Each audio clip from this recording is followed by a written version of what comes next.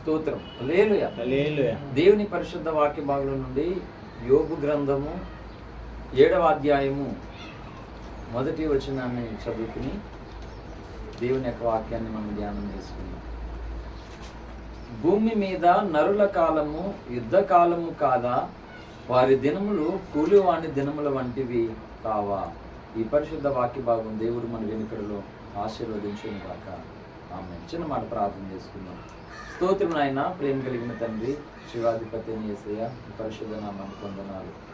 యానం ప్రాంతాన్ని బట్టి మీకు వందనాలు. మీరు ఇక్కడ ఏర్పాటు చేసిన అయ్యా ఇగో సత్యముకు స్తంభము ఆధారమైన సంఘాన్ని బట్టి మీకు వందనాలు.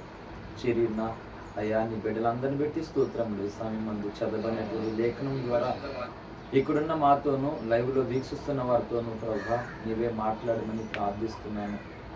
నీ మాట ద్వారా మాకందరికీ క్షేమాభివృద్ధి కలుగునట్లుగా ప్రభా, మా జీవితాల్లో నూతనమైన కార్యములు జరుగునట్లుగా పరిశుద్ధాత్మదేవ అద్భుతము చేయమని ప్రార్థిస్తున్నాను. పొంచి ఉన్న ప్రతి చీకటి కార్యములను లయపరిచి తండ్రి నీవే మా జీవితంలో ఆశీర్వదించి తద్వారా మీరే మహిమ పొందుకోమని యేసయ్య నామములో ఈ ప్రార్థనకు వేడుకుంటున్నాము తండ్రి. ఆమేన్. ఆమేన్. హల్లెలూయా. దేవుని పరిశుద్ధ నామానికి మహిమ కలుగును గాక. చేరినటువంటి మీ అందరికీ లైవ్లో ఉన్న వారికి ప్రభునామంలో హృదయపూర్వకమైన వందనాలు. మంచిది, చాలా సమయం అయింది కనుక చాలా చిన్నగా దేవుని మాటని జ్ఞాపకం చేసుకుని మనం బలం సమర్పించడానికి సిద్ధపడదాం. హల్లెలూయా. సాక్షాత్తు యోబు తను ఉన్నటువంటి ఆ వేదనకరమైనటువంటి స్థితిలో ఉంటుండగా తను మాట్లాడుతున్నటువంటి మాటలు ఇవి. భూమి మీద నరుల కాలము యుద్ధ కాలము కాదా, వారి దినములు కూలివాని దినములు వంటివి కావా. అంటే నరుడు నివసిస్తున్నటువంటి ఈ భూమి మీద నరుని యొక్క జీవితం ఎలాంటిదంటే యుద్ధకాలం అంట. అంటే అందరూ మానవునికి భూలోకంలో కాలాలు ఏం చెప్తాం? శీతాకాలము, వర్షాకాలము, అండి ఎండాకాలం చెప్తామని కదా. వర్షాకాలం అయిపోయింది, శీతాకాలం అయిపోయింది, ఇప్పుడు ఎండాకాలం మనకి స్టార్ట్ అయింది. ఇవి ప్రకృతిగా ఉన్నటువంటి కాలాలు. కానీ మానవ జీవితమే ఎలాంటి కాలం అని అంట? యుద్ధకాలము అంట. అంటే మానవులైనటువంటి మనకు వర్షాకాలం దాటిపోతుంది, శీతాకాలం దాటిపోతుంది, ఎండాకాలం దాటిపోతుంది. ఇదే ఉండిపోతే బాగుందంటే ఏది ఉండదు. కానీ మన జీవితాలలో మాత్రం ఏమవుతుందంట? యుద్ధకాలమేలోనే ఉన్నామంట మనం. యుద్ధకాలం మారదు మన జీవితాల్లో, ఈ మూడు మారినట్లుగానే. హల్లెలూయా. దీని మీద ఫస్ట్ టైం నేను మాట్లాడుతున్నాను.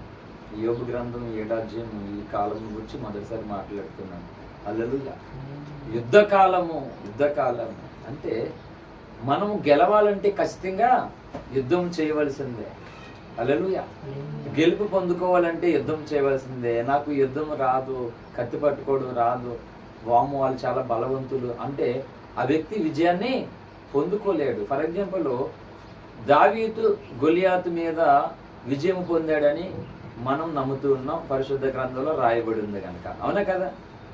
సరే, ఇంకా పరిశుద్ధ గ్రంథంలో దావీదు గొలియాతు విజయ అపజయాల స్టోరీ ఇంకా రాయబడలేదు.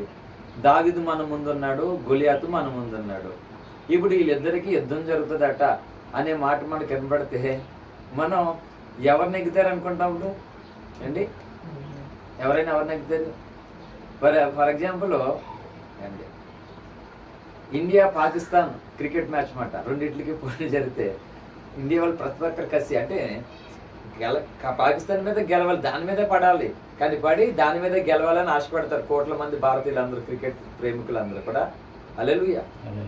అంటే ఒక చిన్న టీం మీద పడింది అనుకో, సపోజ్ దాని మీద యుద్ధము గెలిచినా కానీ పెద్ద విజయము మజా ఉండదు, దాంట్లో గెలిచిన పెద్ద వీరులు సూర్యులని అనుకోరమాట.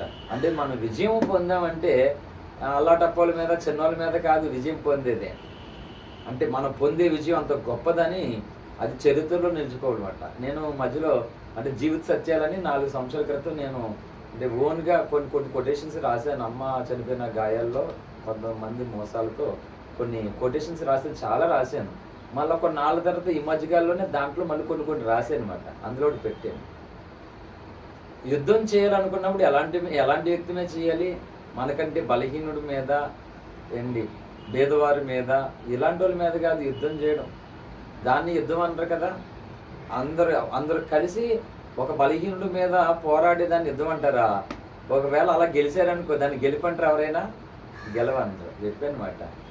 వీరుడితో యుద్ధం చేస్తే గెలిస్తే అది విజయం అవుతుంది, కానీ ఒక బలహీనుడితో యుద్ధం చేస్తే అది విజయం కాదండి. హల్లెలూయా. కాబట్టి విజయం అనేది ఏంటి, గెలుపుతో వస్తుంది అన్నమాట. కానీ ఆ గెలుపు సమాధానం చూసినప్పుడు వాళ్ళు ప్రయాసపడ్డారు, వాళ్ళు కష్టపడ్డారు, ఈ గెలుపుకి వాళ్ళు అర్హులని చెప్పుకోవాలన్నమాట. అంతేగాని ఏంటి, ఒక 10 మంది ఏకమయ్యి ఒకరిని కొట్టేశారు అని విజయము అని చెప్తారు ఎవరైనా? చెప్పలేరు. కాబట్టి గొలియాతు దావీదు విషయంలో మనం ఉన్నామంటే, సపోజ్ సౌలు ఏం మాట్లాడాడు, నాయన నువ్వు చిన్నపిల్లవాడువు, నువ్వు బాలుడువు, వాడు బాల్యం నుండి విద్యాభ్యాసం నేర్చుకున్నవాడు అని చెప్పాడు సమూయేలు గ్రంథం 16వ అధ్యాయంలో. ఎవరు? ఈ సౌలు దావీదు. అంటే దేవుని కొరకు రోషంతో ఉండి దేవుని నామాన్ని అవమానపరుస్తూ ఉంటే తట్టుకోలేక దావీదు, నేను మొత్తం మీద యుద్ధానికి వెళ్తాను, ఏమైనా పర్లేదు, ప్రాణం పోయినా పర్లేదు అని తెగించి ముందుకెళ్ళాడు. ఆ తెగింపు వెనకాలే దేవుని యొక్క హస్తం దావీదుకి తోడుంది. నిజంగా మన జీవితాలలో దేవుని హస్తము మనం అనుకున్నటువంటి సమయాలలో తోడుగా ఉండదు. దేవుని హస్తం మనం అనుకున్నటువంటి పరిస్థితుల్లో మనకు తోడుగా ఉండదు. ఫర్ ఎగ్జాంపుల్, దేవుడు యోసేపుకి తోడుగా ఉన్నాడనే వార్త సాక్షాత్తు ఐగుప్తును పరిపాలన చేస్తున్నటువంటి రాజే చెప్పాడు. చూడండి, ఆది కాండంలోనికి మనం అందరూ వచ్చినట్లయితే, ఆది కాండం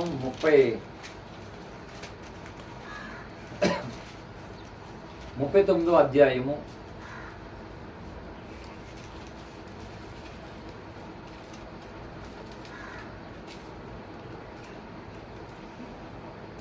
2 నుంచి చదువుదాం. యెహోవా యోసేపునకు తోడయుండెను గనుక అతడు వర్ధిల్లుచు తన యజమానుడగు ఆ ఐగుప్తుని ఇంట వర్ధిల్లుచు తన ఐగుప్తుని ఇంట ఉండెను. యెహోవా అతనికి తోడయుండెననియు అతడు చేసినదంతయు అతని చేతిలో యెహోవా సఫలము చేసిననియు అతని యజమానుడు చూచినప్పుడు యోసేపు మీద అతనికి కటాక్షము కలిగెను గనుక అతని యొద్ద పరిచర్య చేయువాడాయెను.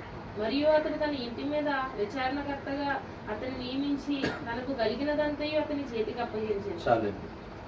అంటే అక్కడ చాలా చెప్పాడు రాజు, మనకు అంతా అవుట్ ఆఫ్ మ్యాటర్. సో యెహోవా యోసేపుకి తోడయుండుట ఎవరు చూశారట? ఐగుప్తు రాజు చూశాడట. హల్లెలూయా. ఫరో చూశాడట. అంటే నిజమే, దేవుని హస్తం యోసేపుకి ఏ పరిస్థితుల్లో తోడే అంది అంటే, యోసేపు అప్పుడే తల్లిని పోగొట్టుకున్నవాడుగా ఉన్నాడు. తండ్రి ప్రేమ చేత ఏదో ఆ గాయాలు తొలగి మాని ఆదరణ పొంది నడుస్తూ దేవుని కృప పొంది ఉంటే, అన్నల చేత అసూయకు ఈర్షకు గురైపోయి తండ్రి ప్రేమకు కూడా దూరం అయిపోయి దేశము కాని దేశంలో జనుల ఎదుట, దేవ విరోధమైనటువంటి మనుషుల ఎదుట తన జీవితం ఉన్నది. తీరా అక్కడైనా పోన్లే ఏదోలా బ్రతుకుతూ ఉన్నాడంటే, యోసేపుని అక్కడ కూడా చెరసాల పాలు చేసినటువంటి పరిస్థితుల్లో అప్పుడు దేవుని హస్తం తోడుగా ఉంది. చూడండి, ఒకసారి ఆలోచన చేయండి. నిజంగా దేవుని హస్తం ఎవరి మీదకైతే వస్తుందో, దేవుడు ఎవరికైతే తోడుంటారో ఆ మనిషిని ఓడించడం ఎవరి వల్ల కాదు. అసలు ఓడించడానికి ప్రయత్నాలు మాత్రం జరుగుతాయి, చంపడానికి ప్రయత్నాలు. రంజిత్ ఉఫ్రి గారి మీద ఎన్ని ప్రయత్నాలు జరిగాయి, మంత్ర ప్రయోగాలు జరిగాయి. 5 సార్లు ఎన్నిసార్లు విషం పెట్టారు, ఆయనకి కొట్టారు, కీలకర్రలతో కొట్టారు, రకరకాలు చేశారు, వెన్నుపోసారు, కొట్టారు. ఆయన కూర్చొని చెప్తారు అని కొంతమంది తెలియని తిక్కవాదులు వాదిస్తారు.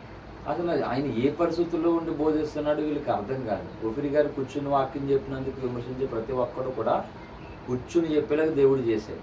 అలలు ఏ ఒక్కరిని వదలలేదు. మొత్తానికి ఏ సేవకుడు అయితే ఉఫ్రి గారిని కూర్చుని చెప్తున్నాడని విమర్శించాడో సేమ్ సిచ్యువేషన్ దేవుడు వాళ్ళకి తీసుకొచ్చాడు. ఆయనకంటే బోల్డ్ చిన్న వయసులో ఉన్నవాళ్ళు కూర్చుని చెప్తున్నారు. అంటే వీళ్ళకి కాన్సెప్ట్ ఇంపార్టెంట్ కాదన్నమాట. మనిషి నిలబడ్డా, కూర్చున్నాడా, జుట్టుకు రంగు ఉందా, చేతికి ఉంగరం ఉందా, ఎంతసేపు ఇదే గోల. వీళ్ళు గోల చెప్తున్నటువంటి సందేశం బైబిల్లో ఏంటి అనేది పౌలు శీలలు, బెరాయి సంఘ విశ్వాసులు వీళ్ళు వాక్యాలు ధ్యానం చేసి ఉన్నాయో లేవో పరిశీలన చేసినట్టుగా అవి చేయడం మానేశారు. కనుక వేరే అవుట్ ఆఫ్ మ్యాటర్లోకి వెళ్ళిపోతున్నారు. హల్లెలూయా. కనుక శక్తులు వ్యక్తులు కలిపి ఆయనను టార్గెట్ చేస్తూ అంటే ఆ మనిషే లేకుండా చేయడానికి ఎన్ని దాడులు చేయాలో అన్ని దాడులు కూడా చేశారు.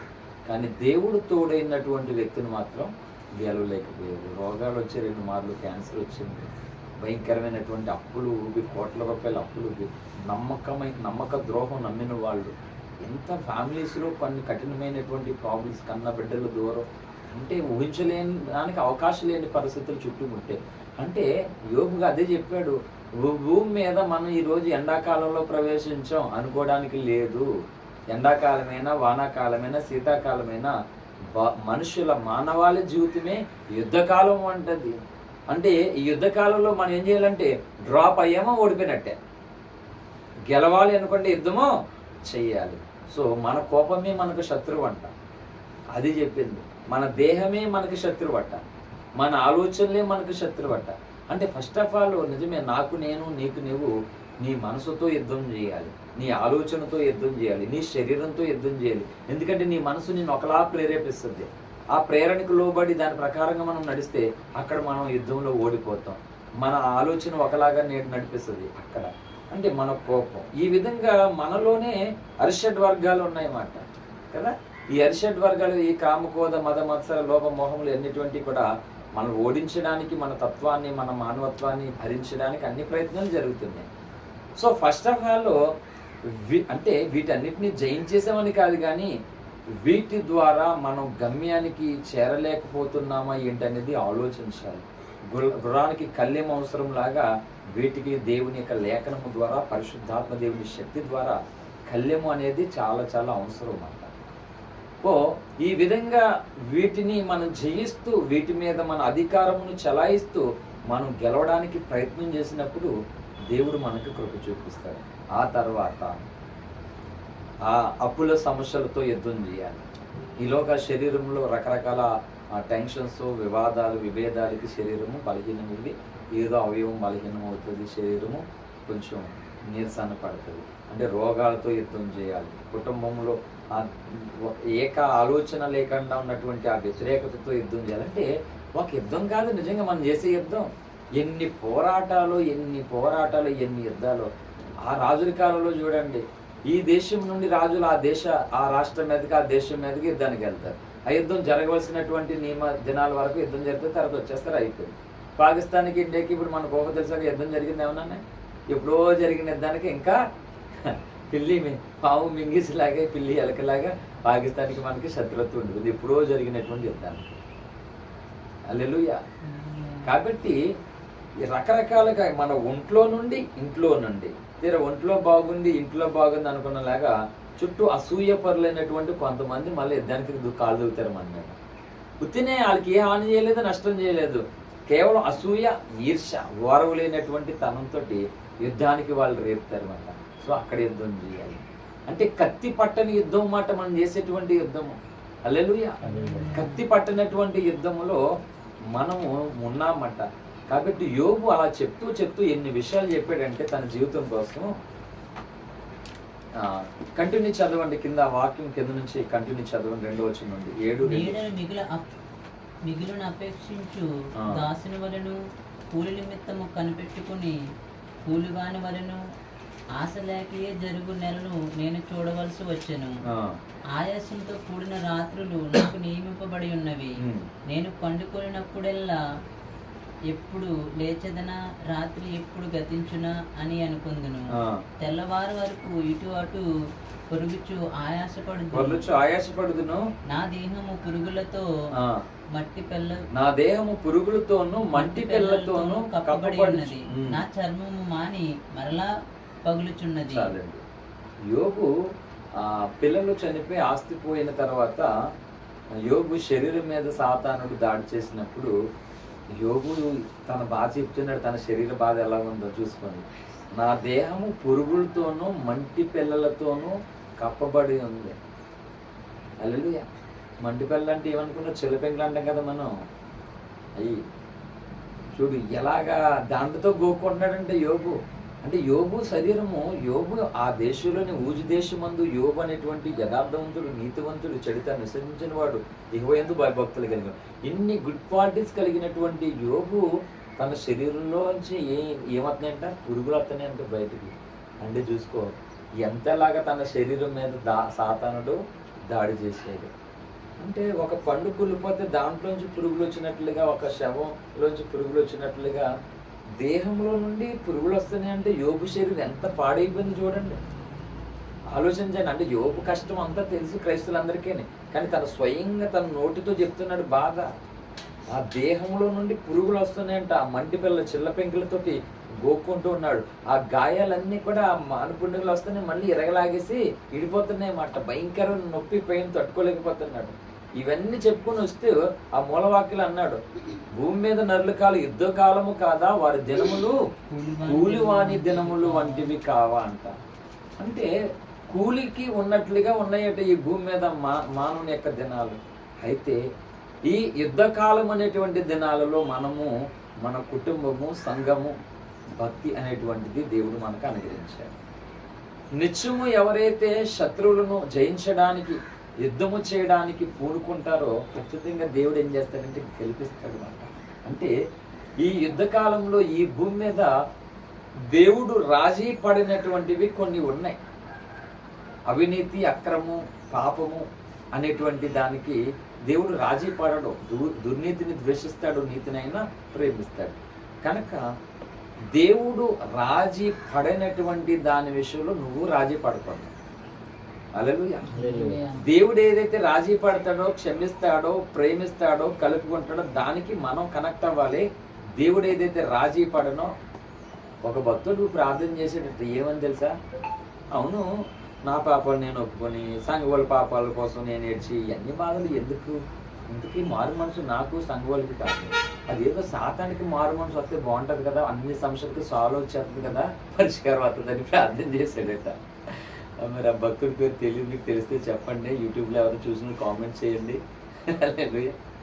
సైతాన్ని కూడా వచ్చి గవర్నమెంట్ కొట్టేసి వెళ్ళిపోయాడంట. తెలుసా మీకు ఇది? విపుల్ గారు చెప్పారు, సాతానికి మారు మనసు వస్తే ఇంకెవరికి ప్రాబ్లమ్స్ ఉంటే సాల్వ్ అయిపోతుందని ప్రార్థన చేసాడట. ఎరా నాకు మారు మనసు అని దవడమే కొట్టాడట. అంటే కొన్ని ప్రార్థనలకు జవాబులు రావు, అలాంటి ప్రార్థనలే చేయకూడదు. అంటే లాజిక్ బాగుందా లేదా? దేవుడికి కావాల్సింది లాజికలే కాదు, అది లా న్యాయం కావాలా ఆయనకి మాట. దేవుడి చేసే పనే న్యాయ వ్యతిరేకంగా ఏమి చేయడట. ఆయన ఏది చేసినా సరే న్యాయానికి వ్యతిరేకంగా ఏం చేయడట. అంటే సాతాను కూడా ఆగా నువ్వెందుకు వస్తున్నావు ఇక్కడికి, ఇది నా సామ్రాజ్యం అని సాతాను అంటుంటే ఇది నీ సామ్రాజ్యమే. కానీ అక్కడ చూడు, వాళ్ళ ఉపవాసాలు చూడు, వాళ్ళ కన్నీరు చూడు, వాళ్ళ ప్రార్థన చూడు, నన్ను పిలుస్తున్నావు, నీకు సంబంధం లేదు అని దేవుడు అనడానికి మనం ఏకమంది ప్రార్థన కూడా చేయాలట. అంతే, ఆయన న్యాయానికి విరోధంగా ఏది కూడా చేయడట. కాబట్టి యోబు తన జీవితంలో ఎంత భయంకరమైనటువంటి సిచ్యువేషన్లోకి వెళ్ళిపోయి తాను ఎలాంటి జీవితాన్ని అనిపించి ఎలాంటి పరిస్థితుల్లో ఉండి మనకి ఏం చెప్తున్నాడంటే, ప్రియ సోదరి సోదరుడా, మనం భూమి మీద జీవిస్తున్నటువంటి ఈ జీవితము ఇది యుద్ధకాలము వంటిది. అంటే యుద్ధకాలములో నువ్వు రాజీ పడ్డావా అంతే, నువ్వు ఓడిపోతావు. రాజీ పడవలసిన చోటే రాజీ పడాలి, రాజీ పడవలసినటువంటి వ్యక్తులతోనే రాజీ పడాలి. మిగిలినటువంటి వారితో రాజీ పడితే మొత్తం టోటల్గా. అందుకే యోబు మొత్తం అన్ని విషయాల్లోనూ కూడా తను దైవ ఆలోచనతో నాలో తప్పైతే ఏమీ లేదు, నేనైతే న్యాయం తప్పలేదు, ఒకవేళ దేవుడు తప్పాడేమో కానీ నేనైతే తప్పలేదు అన్నమాట. అది ఇతరులకు అపహాస్యంగా కనబడింది యోబు మాట. కానీ దేవుడే దిగొచ్చి యోబు పక్షంగా నిలబడట క్రైస్తవ మంది చూస్తున్నారు. అంటే ఈరోజు చాలా మంది బ్రతకడం కొరకు ఏం చేస్తున్నారు చెప్పండి, నీతిని నమ్మేసుకుంటున్నారు, బానిసత్వం బ్రతుకుతున్నారు, కక్కుర్తి పడిపోతున్నారు, దిగజారిపోతున్నారు, లంచం, మోసం, వేషధారణ, రకరకాల సిచ్యువేషన్లోకి వెళ్ళిపోతున్నారు అన్నమాట. బ్రతకడం కొరకు అడ్డవేని పనులన్నీ చేసేసి దిగజారిపోయి వ్యక్తిత్వాన్ని నమ్మేసుకుని జీవితాలను తాకడి పెట్టేసి, మంచి కోసం చేసినా పర్లేదు, మంచి కోసం తగ్గించుకోవచ్చు, మంచి కోసం మనం ఒక మాట అనిపించుకోవచ్చు ఏంటి. కొంతమంది విషయంలో నేను కొంతమందిని బతిమాలుతాను, కానీ నా విషయంలో నేను బతిమాలను. కొంతమంది కోసం దేవుడి పని జరగడం కొరకు, కొంతమంది జీవితాల్లో కొన్ని కార్యాలు జరగడం కొరకు అవసరమైనప్పుడు అవతల వాళ్ళు బీర్పించుకుని ఉంటే నేను బతిమాలుతాను. కానీ నా విషయంలో వచ్చేసరికి ప్రార్థన ప్రభుకి అప్పచెప్పేస్తాను. కానీ ఇంకొకరి కోసం నేను ఆ పని చేయను, ఇంకొక మెట్టి దిగుతాను కిందకి. నా కోసం దగ్గర ఇంకొకరి కోసం దిగుతాను, ఖచ్చితంగా చాలా బ్రతిమాలుకుంటాను. అలా చాలా మంది జీవితాలు అలా జరుగుతున్నాయి. హల్లెలూయా. కనుక యోబు చెప్తున్నాడు, వీళ్ళు ఇలాగ దిగజారి బ్రతుకుతూ ఉన్నారు, మనమైతే అలా కాదు. ఈ యుద్ధ కాలము ప్రతి క్షణము పొంచుకున్నటువంటి యుద్ధంలో మనం గెలవడానికి పూనుకోవాలి. అంటే యుద్ధం చేయడానికి ఫస్ట్ ఆఫ్ ఆల్ మనం పూనుకుంటే, అందుకే అన్నాడు యుద్ధము యెహోవాదే, విజయము భక్తుడిదే మాట. కాబట్టి ఉదయం లేచి సాయంత్రం వేయేసరికి మన మీద ఎన్నో పోరాటాలు, ఎన్నో శక్తులు, ఎంతోమంది వ్యక్తులు రకరకాల దాడులు చేయడానికి పొంచి ఉన్నారన్నమాట. సో వీటన్నిటిని ప్రార్థన అనేటువంటి ఆయుధం చేత నరకడానికి మనం యుద్ధం చేయాలి. హల్లెలూయా.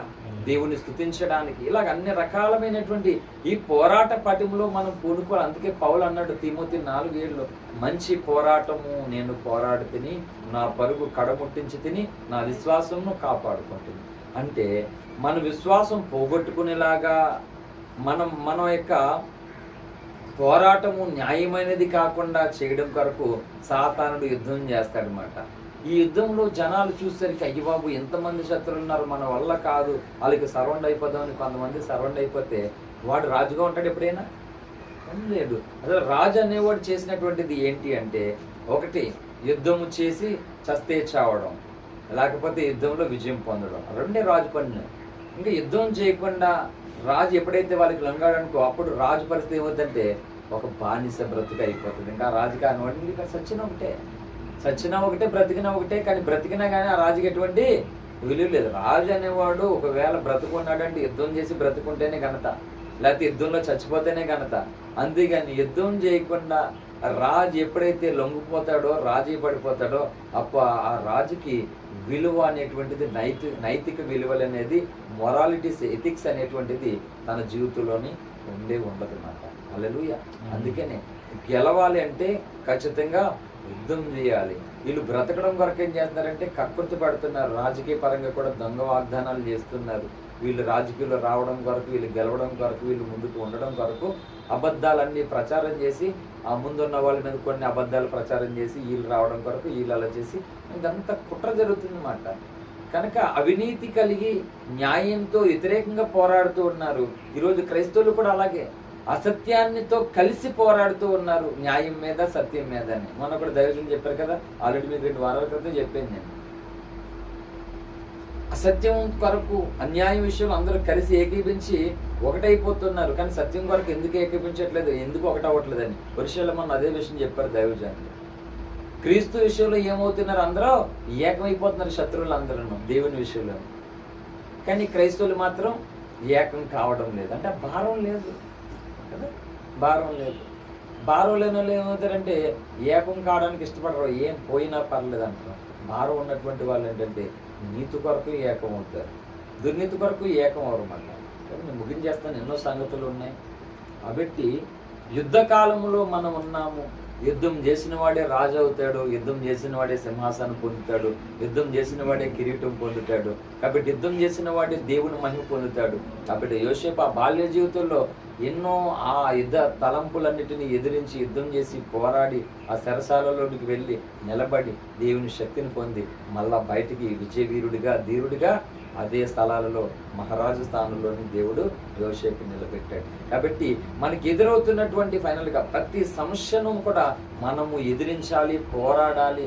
దానితో యుద్ధం చేసినప్పుడు ఖచ్చితంగా ఏం చేస్తాంటే అవన్నీ మనకి బానిసలు అవుతే దాని మీద దేవుడు మనకి విజయాన్ని ఇచ్చి రాజుగా నిలబెట్టాడు. కనుక వస్తున్న ప్రతి యుద్ధానికి ఆహ్వానం పలికామనుకో, సపోజ్ శోధన వస్తుంది, ఒక వ్యతిరేకత వస్తుంది, ఒక్కొక్కటి వస్తే వాటన్నిటికీ వెల్కమ్ చెప్పి మనం రాజీ పడ్డాం అనుకో, వాటికి మనం బానిస అయిపోతాం. అందుకే మనుషులు మత్తుకు బానిస ఒకరు, పాపానికి బానిస ఒకరు, తాగుడికి బానిస ఒకరు, తిండికి బానిస ఒకరు, మోసానికి బానిస ఒకరు, ఇలా ఒక్కొక్కరు ఒక్కొక్క దానికి ఎందుకు బానిస అయిపోతున్నారు? యుద్ధం చేస్తే బానిస అవుతారు వాళ్ళు.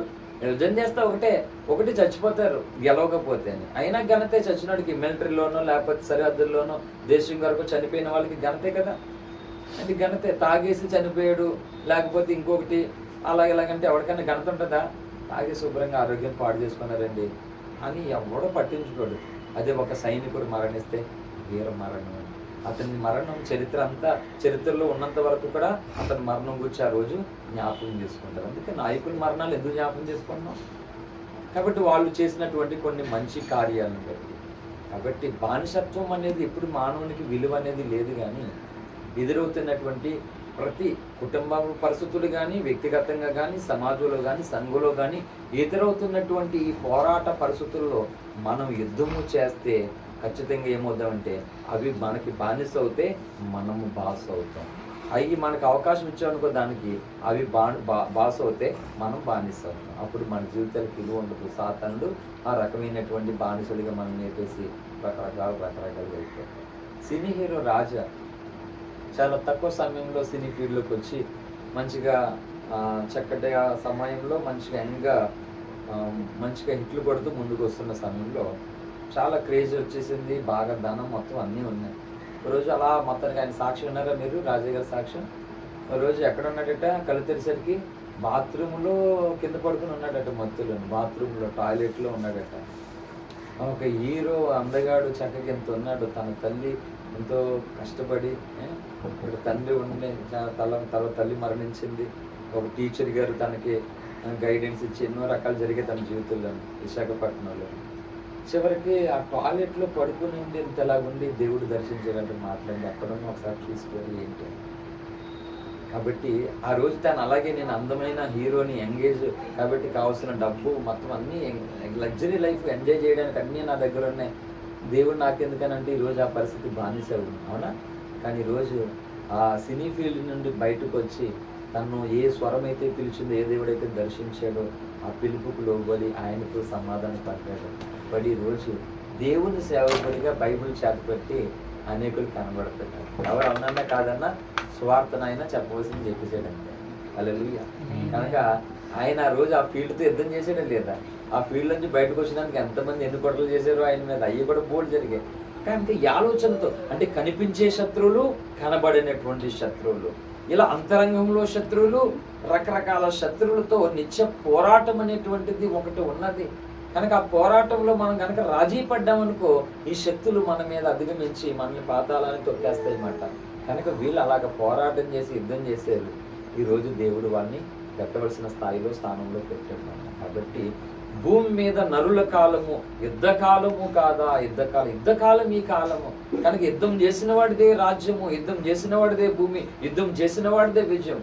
కాబట్టి మనము నిత్యము పరిశుద్ధాత్మ దేవుని సహాయము చేత మనకు ఎదురవుతున్నటువంటి సాతాను శక్తుల యొక్క కుతంత్రాలన్నిటి మీదను కూడా మన యుద్ధము చేసి విజయము పొంది దేవుని సాక్షిగా ప్రజలకు రక్షణకరమైనటువంటి వ్యక్తిగా సమాజంలోను సంఘంలోనూ ఉంటూ కుటుంబాన్ని అటు రీతిగా దేవునిలో నడిపించుకుందాం. ఇట్టి కృప పరిశుద్ధాత్మ దేవుడు చేరున్నటువంటి మనందరికీ లైవ్ ద్వారా వీక్షిస్తున్న వారికి అనుగ్రహించి నడిపించునుగాక. ఆమేన్. Thank you. అందరికీ ప్రార్థన చేసుకుందాం. కొద్ది నిమిషాలు అందరూ కూడా ప్రార్థనలో ఏకీభవించండి.